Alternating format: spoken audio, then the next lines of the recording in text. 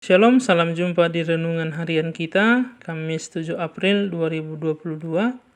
Bacaan suci besok, bacaan pertama diambil dari Kejadian 17, ayat 3 sampai dengan 9.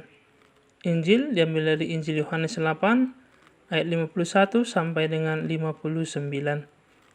Saudara-saudari yang terkasih, identitas Yesus adalah salah satu tema yang dibicarakan dalam bacaan Injil hari ini.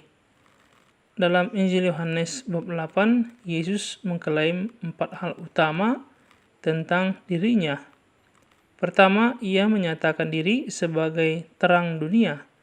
Kedua, ia menjanjikan bahwa mereka yang menerima ajarannya akan dibebaskan.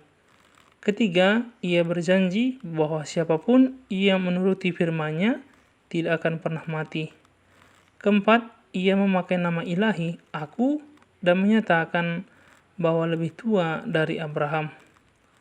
Saudara-saudari yang terkasih, orang Yahudi menampilkan atau menegaskan identitas mereka sebagai keturunan Abraham, tetapi yang mereka maksud adalah keturunan jasmani, keturunan menurut daging. Mereka sangat bangga akan hal itu. Bagaimana tidak, Abraham adalah sosok yang mempunyai nama besar. Sayangnya, mereka tidak menghidupi semangat Abraham dan hal-hal baik yang telah dilakukannya. Kebanggaan mereka terhadap Abraham hanya sebatas kenangan akan masa lalu.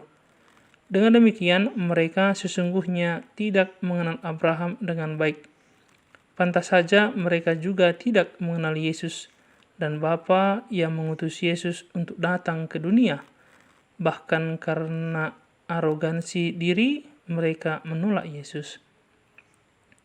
Yesus mengungkapkan bahwa ia sudah terlebih dahulu ada daripada Abraham.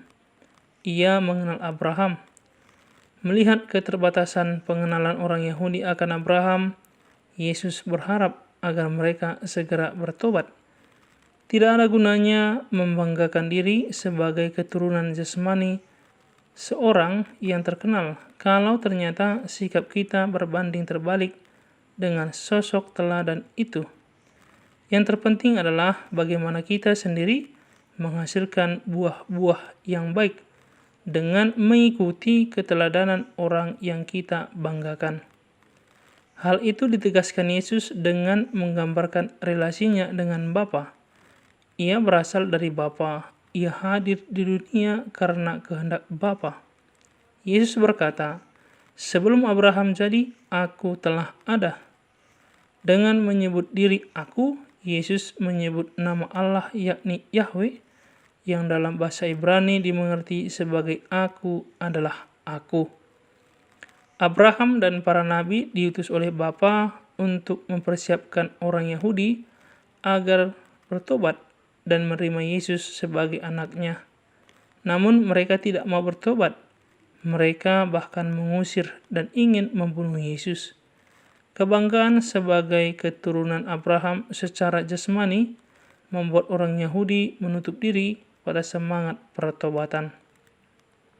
Sebagai orang Kristiani, kita diajak untuk tidak jatuh ke lubang yang sama, membanggakan identitas diri sebagai murid Yesus atau pengikut Kristus atau anak-anak Allah. Sama sekali tidak berguna kalau hidup kita ternyata tidak memancarkan kebaikan Tuhan. Karena itu, mari kita mengembangkan sikap rendah hati dan semangat untuk bertobat dan hidup secara benar dan baik. Dengan bersedia untuk bertobat setiap waktu, rahmat pengampunan akan kita nikmati dan kita pun akan dimampukan Tuhan untuk hidup dengan baik dari waktu ke waktu.